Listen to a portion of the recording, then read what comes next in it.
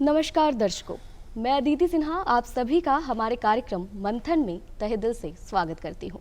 इस कार्यक्रम के माध्यम से हम लगातार आपको उन सरकारी योजनाओं से जोड़ने की कोशिश करते रहे हैं जो योजनाएं मोदी सरकार लेकर आई हैं नए भारत के निर्माण के लिए। आज देश हर क्षेत्र में आगे बढ़ रहा है और कहीं ना कहीं इसके पीछे जो योजनाएं हैं वो अहम रोल अदा करती नजर आ रही हैं। आज हम कई योजनाओं के बारे में बात करेंगे और उन्हीं योजनाओं के बारे में आपसे जानकारी भी साझा की जाएगी। योजनाओं के बारे में बात करने के लिए आज हमारे बीच स्टूडियो में दो एक्सपर्ट्स मौजूद हैं। पहले उनसे आपका परिचय करवाते हैं, फिर आगे योजनाओं से जुड़ी हुई जानकारी आपको देते हैं। सबसे पहले मैं स्वागत करती हूं नीरज कुमार जी का, जो कि वरिष्ठ पत्रकार हैं, जो आज हमारे बीच मंथन कार्यक्रम में आए हैं। इससे पहले भी ये कई बार नजर आ चुके हैं हमारे कार्यक्रम में। वहीं हमारे दूसरे आज के अतिथि हैं समाज सेवी राजीव रंजन सिन्हा। उनका बहुत बहुत स्वागत है हमारे कार्यक्रम में। जब भी योजनाओं की बात होती है तो हर सरकार आती है, योजनाएं भी लाती है, लेकिन मोदी सरकार कई योजनाएं ऐसी लेकर आई हैं जो हमें हर तरह से आगे बढ़ने में मदद कर रही है। सबसे पहले आज जिस योजना के बारे में हम बात करने जा रहे हैं वो योजना है आयुष्मान भारत योजना। क्योंकि अगर हम स्वस्थ रहेंगे, हमारा शरीर जो है वो सही रहेगा, तभी हम जीवन में आगे भी कुछ कर पाएंगे। तो सबसे पहले सवाल मेरा होगा नीरज कुमार सर से कि आयुष्मान योजना क्या है, हमारे दर्शकों को बताएं। ये योजना किस तरह से काम करती है और इस योजना से अब तक कितने लोगों को लाभ मिल चुका है? धन्यवाद अदिति। आयुष्मान योजना प्रधानमंत्री नरेंद्र मोदी का महत्वाकांक्षी योजना है। ये सीधा गरीब लोगों के स्वास्थ्य से जुड़ी हुई योजना है। हम लोगों ने देखा कि बिहार में इसका अंतिम पायदान पर बैठे लोगों को सीधा सीधा लाभ मिल रहा है। प्रधानमंत्री ने जब शुरू किए होंगे, उन्हें भी पता नहीं था होगा कि ये योजना इतना सफल होगी, लेकिन हम लोग देख रहे हैं कि देश के कोने कोने में इसका लाभ आम पब्लिक को मिल रहा है। ये काफ़ी उपयोगी योजना है। खास करके बिहार के संदर्भ में आपको मैं बताऊं तो सबसे बड़ा अस्पताल है पीएमसीएच। पीएमसीएच में प्रतिदिन हम लोग जाते हैं और वहाँ गरीब मरीजों की स्थिति देखते हैं। आज इलाज इतना महंगा हो गया है कि आम आदमी को बहुत मुश्किल से सुविधा मिल पा रही है, लेकिन प्रधानमंत्री का दूरदर्शी सोच इस इलाज व्यवस्था को काफ़ी सुगम बना दिया है। चाहे आप सरकारी अस्पताल की बात करें या प्राइवेट की, आप आयुष्मान योजना के तहत प्राइवेट अस्पतालों में भी इलाज करा सकते हैं। 5 लाख रुपया तक ये योजना किसी के लिए लाभकारी हो सकती है। इस योजना से हम लोग देख रहे हैं कि अच्छे अच्छे अस्पतालों में भी आम पब्लिक इलाज करा रही है और इसका सीधा सीधा लाभ गरीब मरीजों को मिल रहा है। जी जी जी। अब हम चलेंगे अपने दूसरे अतिथि के पास, हमारे दूसरे विशेषज्ञ के पास। उससे पहले जो नीरज कुमार जी ने बात कही वो मैं आप तक पहुंचा दूं कि जिस तरह से नीरज कुमार जी ने बताया कि ये जो आयुष्मान भारत योजना है वो योजना हर तरह से गरीब लोगों को मदद दे रही है, गरीब लोगों के लिए मददगार साबित हो रही है। वो लोग जो इलाज नहीं करा पाते थे, सरकारी हो या प्राइवेट हो, हर जगह उन्हें इलाज से वंचित कर दिया जाता था, उन्हें हर जगह अब इलाज मिल रहा है।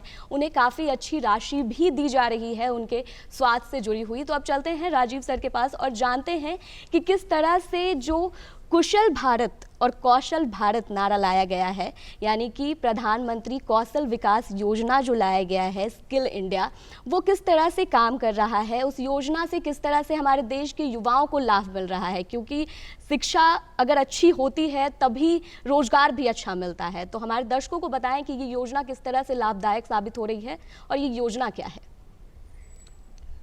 धन्यवाद अदिति जी। कौशल विकास योजना जी, यानी स्किल इंडिया, तो स्किल इंडिया में देश में आबादी काफ़ी है, आबादी के साथ साथ बेरोज़गारी भी काफ़ी है जी। तो जब आदमी बेरोज़गार है और ख़ास करके नौजवान, तो नौजवान जवान हो जाते हैं, फिर रोज़गार खोज रहे हैं तो उन्हें कोई रोज़गार मिलता नहीं है। ऐसे ही सड़क पर भी कर रहे हैं, मजदूरी का काम कर रहे हैं, कुछ छोटा मोटा काम कर रहे हैं। खास करके गांव की स्थिति बहुत बदतर है।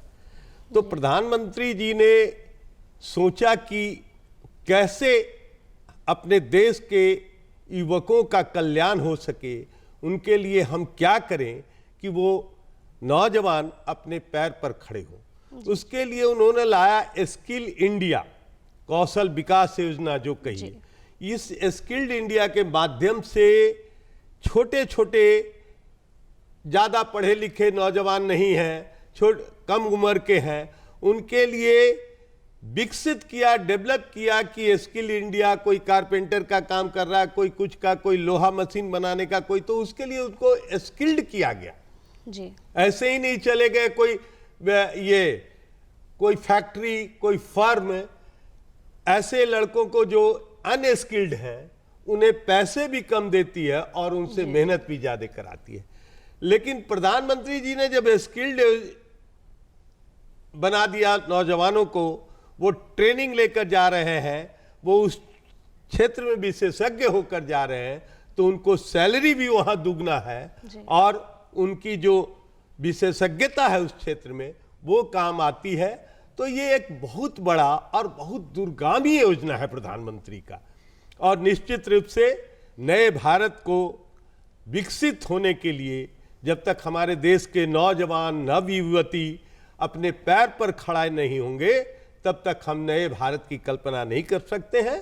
और प्रधानमंत्री जी की ये बहुत अच्छी सोच है, खास करके देश के युवा वर्ग के लिए, नौजवानों के लिए। जी, जैसा कि राजीव रंजन जी ने बताया कि स्किल इंडिया जो है वो पूरी तरह से युवाओं को जिस क्षेत्र में वो जाना चाहते हैं उस क्षेत्र में ट्रेनिंग देती है। आप ऐसे ही अगर किसी क्षेत्र में जाते हैं तो आपको ढंग से काम भी नहीं आता है और आपको रोजगार की भी दिक्कत आती है। लेकिन अगर आप किसी भी चीज़ की ट्रेनिंग लेकर उस क्षेत्र में जाते हैं तो स्वाभाविक सी बात है कि आपको रोजगार भी आसानी से मिलता है और आप उस क्षेत्र में ज़्यादा अच्छा कर भी पाते हैं। और ये जो स्किल इंडिया लाया गया है वो इसलिए भी लाया गया है कि हर क्षेत्र में, वो कॉरपोरेट सेक्टर हो या गवर्नमेंट सेक्टर हो, यानी कि सरकारी कार्य जो भी ऑर्गेनाइजेशन हो या फिर प्राइवेट ऑर्गेनाइजेशन हो, दोनों क्षेत्र में जो हैं लोग, युवा जो हैं वो अच्छे से काम कर पाएँ, युवाओं को दोनों क्षेत्र में काम मिल पाए। नहीं तो ऐसा होता है कि सारे युवा सरकारी क्षेत्र में ही जाने की रुचि रखते हैं, क्योंकि उनके पास स्किल नहीं होता है, इसीलिए प्राइवेट सेक्टर में भी उन्हें काम मिल पाए। इसीलिए इस स्किल इंडिया का निर्माण किया गया और स्किल इंडिया के अंतर्गत देखा भी जा रहा है कि रोजगार मेला लगाया जाता है और उसमें रोजगार दिया जाता है। तो मैं नीरज जी से जानना चाहूँगी कि ये जो रोजगार मेला लगाया जा रहा है स्किल इंडिया के अंतर्गत, उससे किस तरह से युवाओं को रोजगार मिलने में लाभ हो रहा है। अदिति, जैसा कि हमारे मित्र राजीव रंजन जी ने अभी बताया जी कि एक कुशल युवा जब प्रशिक्षण प्राप्त कर बाजार में जाता है, मार्केट में जाता है, समाज में जाता है, तो उसे कई चुनौतियों का सामना करना पड़ता है। जी। उसमें सबसे है कि उसकी कुशलता कहाँ तक है और किस क्षेत्र में है। एक चिकित्सा के जगत में है तो वो शिक्षा जगत में सुटेबल नहीं हो सकता है। उसी तरह का हर क्षेत्र का अपनी अपनी विशेषताएं हैं। अब जब हम प्रशिक्षण दे देते हैं, जैसा कि भारत सरकार ने इस दिशा में काफ़ी जोर दिया है और जगह जगह कौशल विकास केंद्र खोले गए हैं, प्रशिक्षण लगातार दिया जा रहा है, उसका लाभ भी हम लोग देख रहे हैं कि युवाओं को मिल रहा है। जी। एक चीज़ बताऊंगा मैं कि प्रधानमंत्री ने जो दूरदर्शी सोच दिखाया है उसका अब लाभ गांव-गांव में मिल रहा है, सुविधा केंद्र के माध्यम से। अब आप देख रहे हैं कि हर नौकरी के लिए जाइए, सरकारी योजनाओं के लिए जाएं तो ऑनलाइन सुविधा दिया जा रहा है। जी, जी। कोई भी फॉर्म आपको भरना है, जी। चाहे यूपीएससी का हो या गांव का कोई हो, तो ऑनलाइन भरना है। अब हमारा जो युवक होगा, कुशल होगा, तभी तो भर सकता है। चाहे पासपोर्ट के लिए या उसको विदेश में नौकरी करने के लिए जानी हो तो उसके लिए भी ऑनलाइन सुविधा दी जा रही है। तो अब हो क्या रहा है कि गाँवों में भी ये सुविधा मिल रही है। ये एक बहुत बड़ी सफलता है सरकार की। जी, जी, जी। इसके अलावा योजनाओं की मैं बात करूँ, अब सरकार की योजना लेना है, एक किसान की मैं बात कर रहा हूँ, जो कि भारत कृषि प्रधान राज्य है, कृषि प्रधान देश है। इस देश के किसान अगर सरकारी योजना का लाभ लेना चाहता है तो उसको ऑनलाइन आवेदन देना होगा। जी। चाहे उसका खाद का मामला हो, बीज का मामला हो, बिहार सरकार ने तो सब कुछ ऑनलाइन कर दिया है। जी, जी। तो हम देख रहे हैं कि जब तक हमारे युवा कुशल नहीं होंगे तो उस सुविधा का लाभ नहीं ले पाएंगे। जी। जहाँ तक आपने रोजगार मेला की बात की, जी। कई एक रोजगार मेला का एज ए पत्रकार मैंने कवर किया है, मैंने देखा है। रोजगार मेला एक ऐसा मंच है जो यूनिवर्सिटी से पास हुए, आईआईटी किया हुआ छात्र, पॉलिटेक्निक किया हुआ छात्र या मैट्रिकुलेट जो भी पास करके वो रोजगार मेला में जाता है। वहाँ कंपनियाँ अपना स्टॉल लगाती हैं। वो रोजगार जब के खोज में जब युवा आता है तो वहाँ पहले पंजीयन कराना पड़ता है, रजिस्ट्रेशन जिसको कहते हैं, रजिस्ट्रेशन कराता है। इसके बाद में उसके योग्यता के अनुसार वहाँ उस काउंटर पर भेज दिया जाता है जहाँ उसका साक्षात्कार होता है जी। और कंपनी अगर संतुष्ट है तो उसको रोजगार के लिए चयन करती है और उसके बाद के कंपनी अपने अनुसार उसको प्रशिक्षण देती है जी। इसके बाद में उसका फाइनल चयन हो जाता है। जी। तो ये भी सरकार का जो रोजगार मेला का कॉन्सेप्ट है वो काफ़ी सफल हो रहा है। हमारे बिहार के युवाओं को इसका समुचित लाभ मिल रहा है, ये स्पष्ट दिखाई दे रहा है। जी, जैसा कि प्रधानमंत्री ने इस योजना के शुरुआत में ही कहा था कि कौशल भारत कुशल भारत, और वो होता भी दिखाई दे रहा है। जैसा कि हमारे दोनों एक्सपर्ट्स ने आपको बताया कि किस तरह से इस प्रधानमंत्री कौशल विकास योजना के अंतर्गत कौशल भारत सच में कुशल भारत बन रहा है और हम न्यू इंडिया की ओर बढ़ रहे हैं, जो कि प्रधानमंत्री का सपना है, हमें नया भारत निर्माण करना है। वैसे में हर किसी को खाता खुलवा कर भी दिया गया है। प्रधानमंत्री जनधन योजना के अंतर्गत अमीर हो गरीब हो हर किसी के लिए खाता खोला गया है। तो हम चलते हैं अब राजीव रंजन सिन्हा जी के पास और उनसे जानते हैं कि ये प्रधानमंत्री जनधन योजना किस तरह से हर क्षेत्र के लोगों के लिए लाभदायक साबित हो रही है और ये योजना कितनी ज़्यादा लोगों तक पहुंची हुई है, लोग इसका कितना लाभ उठा पा रहे हैं। सर, प्रधानमंत्री जनधन योजना ये काफ़ी लोकप्रिय योजना है प्रधानमंत्री जी का और ये गांव-गांव तक फैला हुआ है। बैंक जो आपका अकाउंट्स खोलने में दिक्कत करते थे, ये कागज़ लाइए, वो कागज़ लाइए, आधार कार्ड नहीं है, पैन कार्ड है, फलाना ढिकाना, बहुत सारे कागज़ मांगते थे। प्रधानमंत्री जी ने ये सुगम किया कि कोई कागज़ की ज़रूरत नहीं है, आप बैंकों में जाएं और बैंक आपके खाता खोले। इससे ये फायदा हुआ कि अगर हम 100 रुपया प्रतिदिन कमाते हैं, अगर 10 रुपया भी बचाकर हम बैंक में रखते हैं तो आगे चल के 10 साल 15 साल में वो एक बड़ी रकम हो जाती है जो हम लोग बचा नहीं पाते। खास करके middle class family, lower middle class family, गांव में रहने वाले लोग इस चीज को बचा नहीं पाते हैं और जो कमाई किया वो खर्च कर दिया। कम से कम आज देश को ये भी पता चल रहा है कि हमारे पास कमाने के अलावे बचत करने की भी क्षमता बढ़ गई है। अब बेटी की शादी है, हमने कमाया सब खर्च कर दिया, तो जब बैंक में रखा ही नहीं तो पॉकेट में रहेगा तो खर्च हो ही जाएगा। आज जरा थोड़ा ये खरीद लो, थोड़ा ये खा लो, थोड़ा पाव भाजी मंगा लो, तो इसमें खर्च हो ही जाएगा। लेकिन जब हम बचत करने की आदत डालेंगे तो हमारे पास भविष्य के लिए भी काफ़ी पैसा होगा और अपने बच्चों को हम अच्छे से पढ़ा पाएंगे। बच्चियों को भी पढ़ा लिखा कर फिर उनके विवाह करने का वक्त आएगा तो हमें किसी के सामने हाथ पसारने की योजना नहीं आएगी, हमारे बैंक में इतना पैसा होंगे। ये बहुत बढ़िया योजना है। जो लोग भटकते रहते थे, आज मैं देखता हूँ बैंक में, अपने मोहल्ले में भी देखता हूँ, जक्कनपुर में हम रहते हैं, देखते हैं कि अनपढ़ महिला भी बैंक में जाती है और कुछ लेकर पैसे 100-200 जो हो, कभी हम लोग मिल गए बैंक में तो भैया जरा ये फार्म भर दीजिएगा, भर देते हैं हम लोग, जमा कर देती है। तो ये बहुत प्रोत्साहन वाला स्कीम है प्रधानमंत्री जी के और खास करके नीचे के तबके के लोगों को बहुत ज़्यादा इससे फायदा है और कहीं ना कहीं प्रधानमंत्री जी सबको अपने पैर पर खड़ा करने की योजना बना रहे हैं। किसी के सामने मुंह न ताकिए, किसी के सामने हाथ न पसारिए, ये प्रधानमंत्री जी की एक बहुत बड़ी सोच है। आगे और भी योजना है, उसमें भी पता चलेगा कि कितना प्रधानमंत्री जी देश को आगे बढ़ाने में लगे हुए। जी जी जी, जैसा कि इस योजना के बारे में यानी कि प्रधानमंत्री जनधन योजना के बारे में राजीव जी ने बताया कि सरकार हर तरह से ये सुनिश्चित कर रही है कि किसी को भी आगे चलकर भविष्य में कोई दिक्कत ना हो, किसी और के भरोसे ना रहना पड़े, वो अपने खाते में इतना पैसा खुद जमा कर ले कि वो आगे अपने बच्चों को पढ़ाने के लिए या बच्चों के शादी विवाह के लिए खुद से खर्च कर सके, उसके पास खुद इतनी पूंजी हो। बात हो रही है बच्चियों की शादी की। जैसा कि राजीव सर ने कहा कि बच्चियों की शादी के लिए माता पिता को पैसा जमा करना पड़ता है, क्योंकि हमारे समाज में ऐसा है कि लड़कियों की शादी में काफ़ी पैसे खर्च होते हैं। तो वैसे में प्रधानमंत्री ने एक योजना लड़कियों के लिए भी बनाई है, और वो योजना है सुकन्या समृद्धि योजना। इस योजना के अंतर्गत हर तरह से ये सुनिश्चित किया जाता है कि बच्चियों के नाम छोटे उम्र से ही पैसा जमा होने लगे। तो हम चलते हैं नीरज सर के पास और उनसे जानते हैं कि किस तरह से ये सुकन्या समृद्धि योजना काम कर रही है और कितनों को इसका लाभ मिल रहा है, किस तरह से ये योजना बच्चियों के लिए लाभदायक साबित होती नजर आ रही है। धन्यवाद अदिति जी।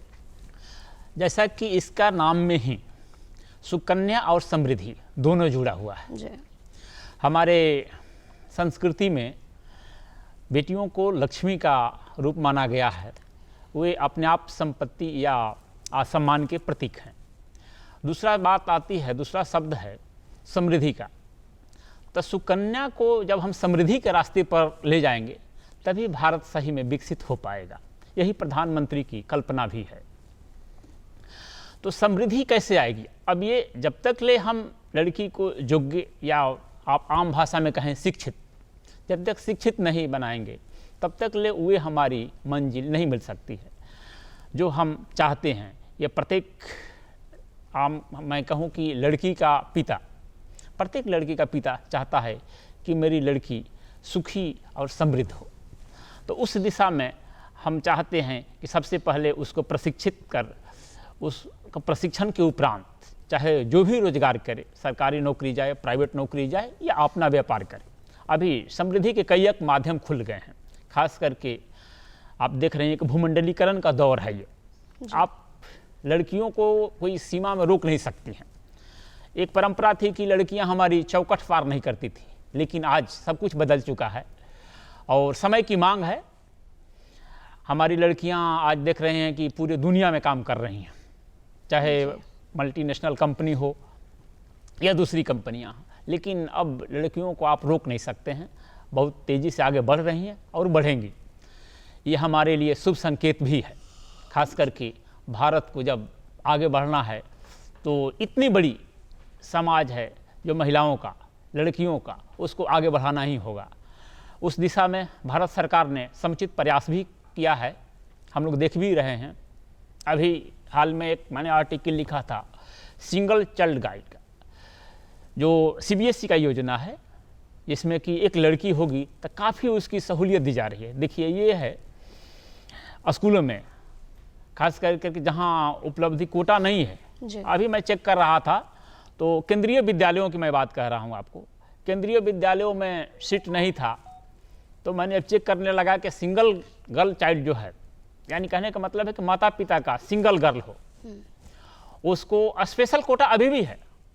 आश्चर्य करेंगे कि प्रधानमंत्री या भारत सरकार ने सांसदों का कोटा खत्म कर दिया है। हमको बड़ा आश्चर्य हुआ कि कोटा खत्म किया जा रहा है, कोटा खत्म किया जा रहा है। सभी सांसदों का कोटा था, हुआ करता था, वो खत्म कर दिया गया।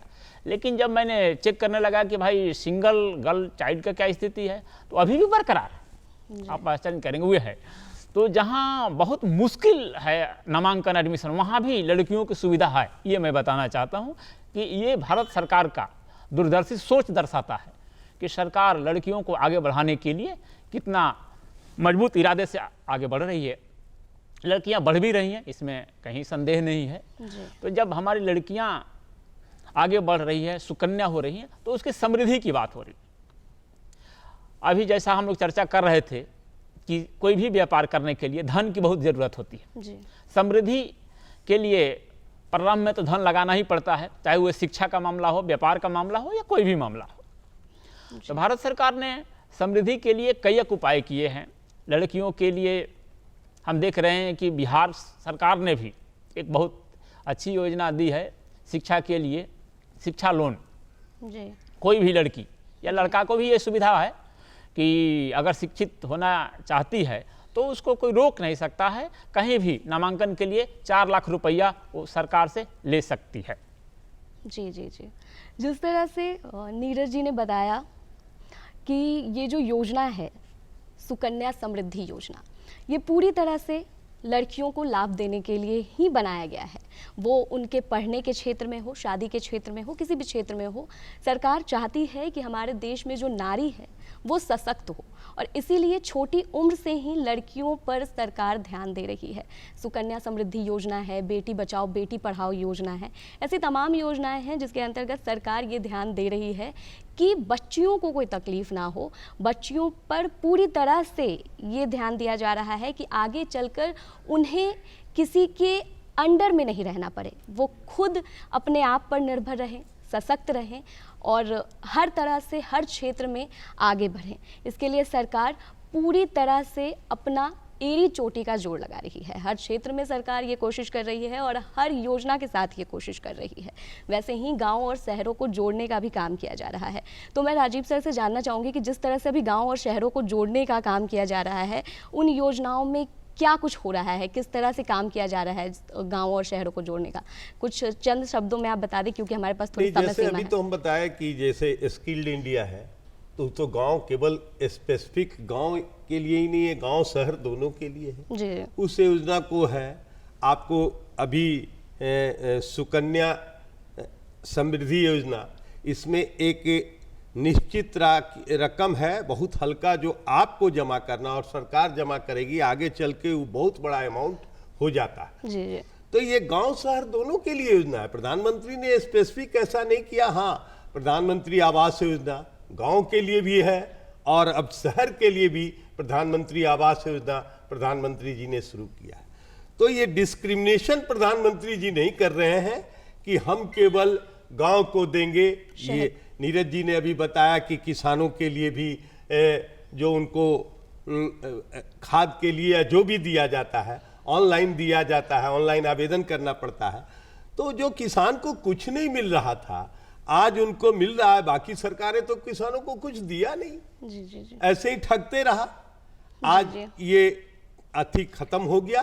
किसान भी धीरे धीरे उनको भी अपने पैर पर खड़ा करने का प्रधानमंत्री जी प्रयास कर रहे हैं। जी जी, धन्यवाद सर, आपने जो भी जानकारी दी, जिस तरह से आपने बताया कि प्रधानमंत्री ये पूरी कोशिश कर रहे हैं कि हर क्षेत्र में जो है देश आगे बढ़े। न्यू इंडिया का जो निर्माण है, जो उनका सपना है कि नया भारत बने, वो जोर शोर से चल भी रहा है। वो दिख भी रहा है कि हम नए भारत की ओर जा रहे हैं। वो खाता खुलना हो या फिर हर चीज़ का डिजिटलाइजेशन हो, आज हम एक क्लिक पे कहीं भी पैसे भेज सकते हैं। तो ये तमाम चीज़ें ये दर्शा रही हैं कि हम आगे बढ़ रहे हैं।